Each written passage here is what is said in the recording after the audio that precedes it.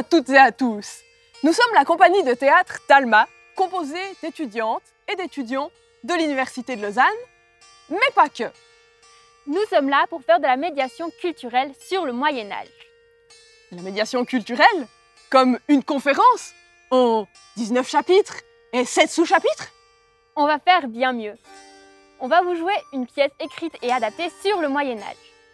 Mais d'abord, nous avons voulu en savoir plus sur les images que les gens ont de cette époque. Pour ça, on est allé interroger une classe de 9e Armos. Et on a demandé aux élèves de nous donner les 3 premiers mots qui leur venaient à l'esprit à propos du Moyen-Âge. On a eu chevalier 13 fois, château 11 fois, et aussi des titres liés à la noblesse, comme roi, reine, princesse, et aussi église et religion. Oh, et des termes plus négatifs, comme sorcière, peste, pauvreté, guerre 5 fois, violence, huile bouillante. Mon arrière-grand-père qui a 96 ans et qui vit à Metz et qui s'appelle Charlemagne, moi j'appelle Papy Charlie. Il n'a pas compris l'exercice, lui. Oh, et il y en a une qui a écrit paysan et champ de blé. Ah, ben en voilà une qui a prédit le thème de notre pièce. Les textes du Moyen-Âge, ce ne sont pas seulement des textes religieux ou des romans courtois avec un chevalier qui tente de séduire une belle dame. Pour la pièce, on s'est inspiré de certains fabliaux. Et ces fameux textes sont comiques et ils critiquent la société. Il y a souvent des jeux de mots, des trompeurs trompés et surtout des équivoques. Des équivoques? Oui, ce sont des mots qui peuvent s'interpréter de plusieurs manières. Les fabliaux, ce sont souvent des textes assez érotiques, voire carrément porno. On laisse tomber l'amour courtois, on veut du sexe. Mais non, c'est une pièce tout public. Dans ce cas, je veux des moutons. Non, ça sert à rien. On a déjà les personnages, mais on n'a pas vraiment de décor. Il nous faut un champ de blé. Mais comment on va représenter les épis de blé? Moi, je vais jouer un épi de blé. Qu'on me donne un chapeau.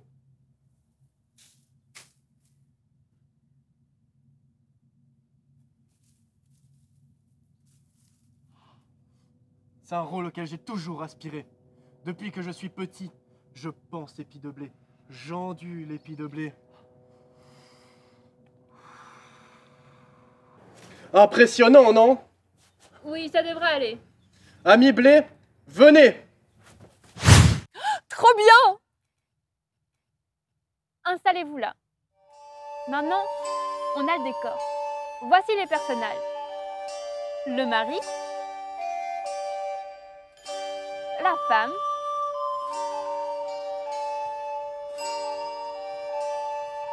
le prêtre,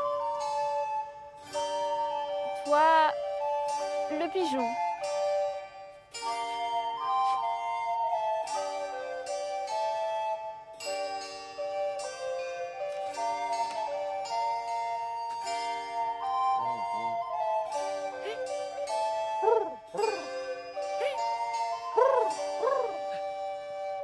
Parfait. Tout le monde en place. Il manque la maîtresse! Mince. Toi, le blé. Oui. Tu vas prendre ça avec la perruque. Tu seras la maîtresse. D'accord. C'est parfait. On peut y aller!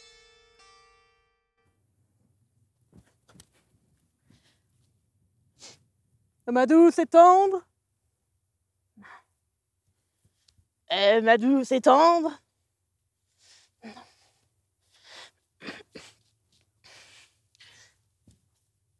Ma douce et tendre, je voudrais tant te prendre. Moi aussi, mon ami. Ma douce et tendre. Moi aussi, mon ami. Moi aussi. Mais vous savez très bien que nous sommes mariés tous les deux et que nous ne pouvons nous retrouver ni dans la maison de l'un, ni dans la maison de l'autre. Je le sais, mamie, mais j'ai envie de te retrouver cette nuit. Il nous faudrait trouver un endroit où nous cacher.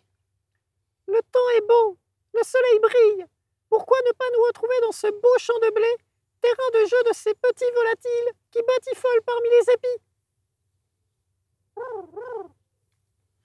Ce champ m'appartient et chaque jour ma famille vient. Elle nous grillera sans mal. Si elle nous trouve, je serai tout pâle. À moins que... Parlez, mon ami. Je vais l'empêcher de venir ici. Et elle ne mettra plus ses sabots ici. Il faut que j'invente une histoire de monstre pour lui faire peur. Ma femme! Ma femme!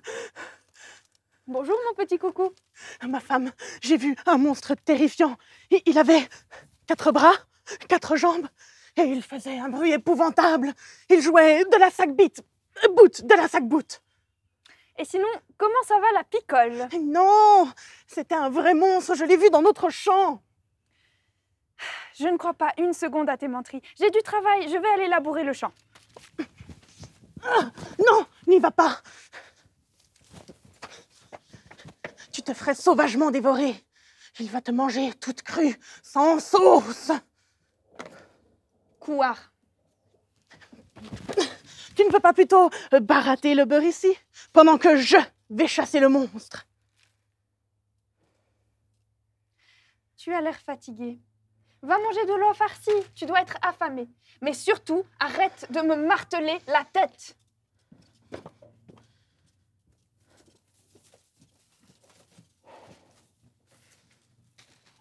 Peste. Elle ne s'est pas fait embrouiller. Il va falloir que je trouve autre chose pour qu'elle ne passe plus dans ce maudit champ.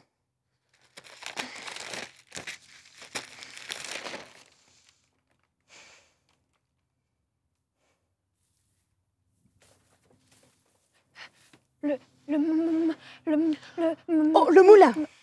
Chut! J'ai vu le monteur, le monticule! J'ai vu le monstre! Le monstre? Mais comment se fait-ce? Il était énorme, avec 4 bras, 4 jambes, et j'ai failli en avaler ma cuillère. Et qu'est-ce que tu faisais avec une cuillère dans le champ?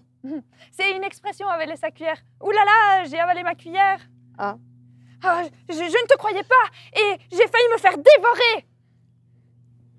Tu es sûr que ce n'était pas plutôt un lapin adulte?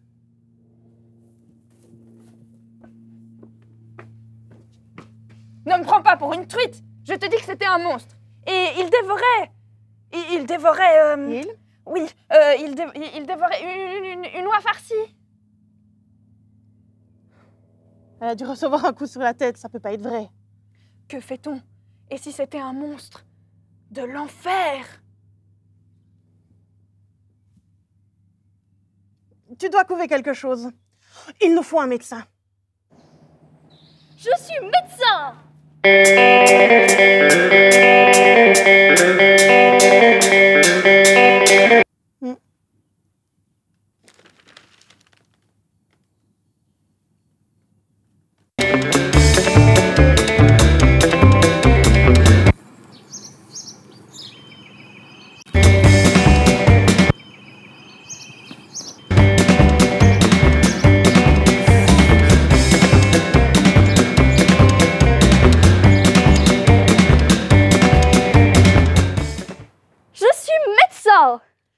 Ce fut rapide. Mais je ne suis pas malade. On est tous des malades qui s'ignorent. Vous semblez cracher des couleuvres. À ce compte-là, mon mari est plus malade que moi, il en avale. C'est vrai que vous êtes tout pâle. Êtes-vous en proie à la mélancolie? Ce n'est pas moi le malade, c'est elle. Avez-vous reçu un choc dernièrement? Du tout, je me porte à merveille. Par contre, mon mari a des migraines au lit chaque soir. Vraiment? J'en étais sûre. Votre cerveau est atteint. Comme c'est une partie froide et humide, selon Galien, il vous faut des aliments humides pour le reconstituer. Mais pas du tout. C'est ma femme qui a vu un monstre dans le champ de blé. Vous avez vu un monstre? Vous avez des hallucinations. À ce compte-là, mon mari en a plus que moi. C'est lui qui a vu le monstre en premier. Vraiment? Vous avez des hallucinations? Ça doit être dû à une mauvaise digestion. Voici mon diagnostic. Votre équilibre est rompu. D'ordinaire, la nature de l'homme est plutôt chaude et humide, mais dans votre cas, je vous sens froid et sec. La mélancolie, sans doute. Tout va bien. Je crois que on va se passer de vos services. Merci bien. Au revoir. Je vais vous prescrire un régime d'aliments chauds. Utilisez du poivre, du gingembre, ça vous aidera à digérer. Vous devez éviter les aliments froids comme les fruits. En revanche, favorisez les aliments humides comme les huîtres, les escargots et les moules. Et faites bien mijoter votre viande.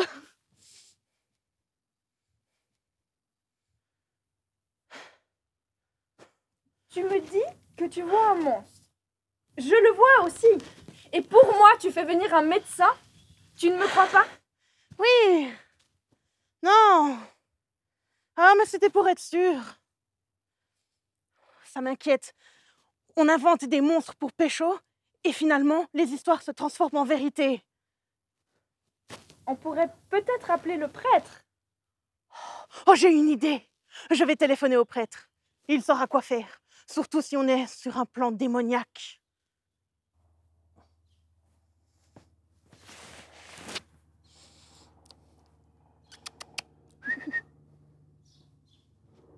Pas les avions, le pigeon. Rourou. Rourou.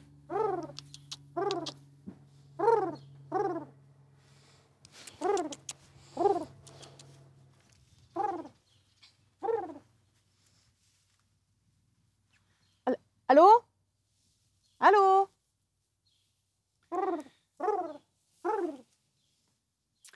Oui, allô? Vous m'entendez? Ah non, ça capte mal. Peut-être parce qu'on est en 1129 et qu'on parle par pigeon intercalé.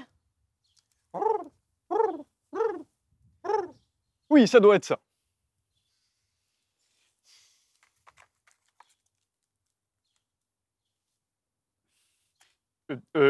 Dites-moi. Ma femme a vu un monstre terrible. Il faut que vous veniez voir ça. Est-ce un loup-garou? J'en sais rien. Un dragon? J'en sais rien. Un griffon? J'en sais rien. Un skaven? Oh, j'en sais rien. Un basilic? J'en sais rien. Un aspic? J'en sais rien. Un clavecin?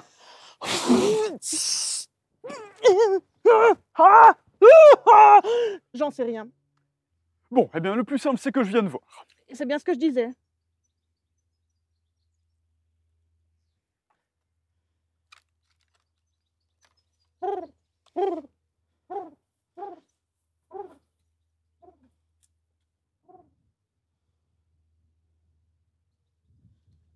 Ah, vous voilà enfin.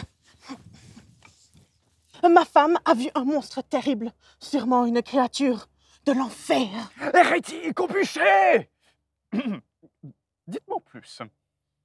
Eh bien, si c'est vraiment une créature de l'enfer, il faudrait que vous alliez le chasser et bénir mon champ. À quoi il ressemble, ce monstre? Eh bien, c'est un monstre à 4 bras. Ah! M'adresse pas la parole! Hérétique! Démon! Pff. Et excusez-moi, mais moi, les femmes, j'aime pas ça. Pour moi, c'est de la saloperie. Bon, mais qu'est-ce qu'on fait? Tempora mori, tempora mundis recorda. Vous savez le latin, sans doute. Oui, mais faites comme si je ne savais pas. Expliquez-moi ce que ça veut dire. On pourrait très bien imaginer que ça veut dire combat. Les ennemis du Mori, du Seigneur, avec la lame. La lame et le feu. Vous viendrez avec moi pour me montrer où se trouve cette créature du diable. À vrai dire,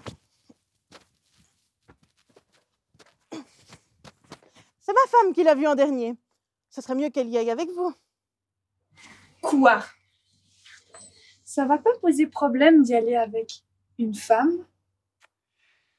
Il m'accompagnera dans cette épreuve pour ne pas céder à la ville tentatrice.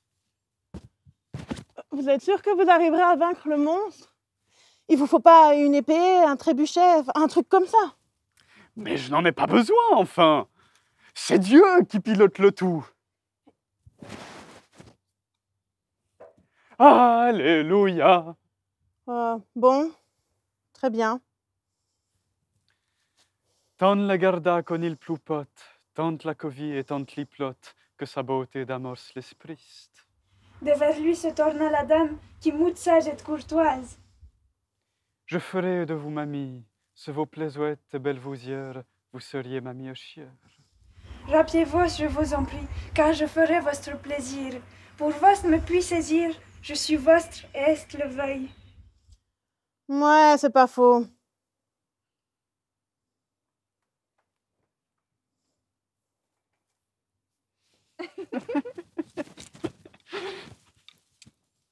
Bougresse! Je crois bien que ma femme se moque de moi. Ah, elle me prend vraiment pour un gros faisan. Je vais aller espionner ce qui se trame dans mon champ de blé.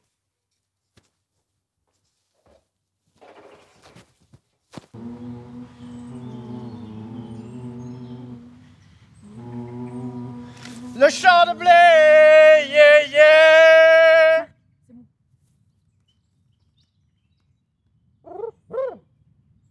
C'est à ce moment de l'histoire que nos trois protagonistes se dirigent vers le champ de blé. C'est nous, c'est nous. Le mari tente discrètement de suivre sa femme. Les oiseaux chantent.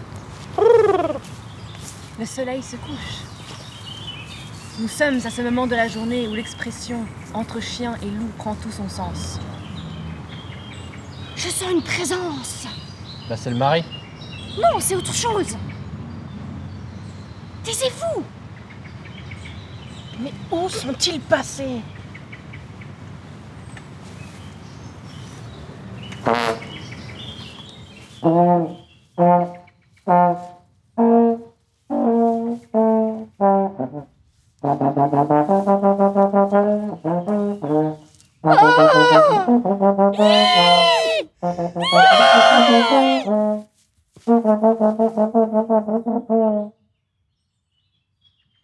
Ça a marché!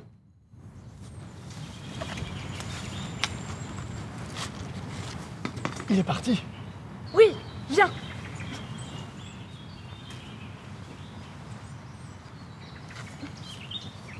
Viens! Attends, je veux qu'on se protège.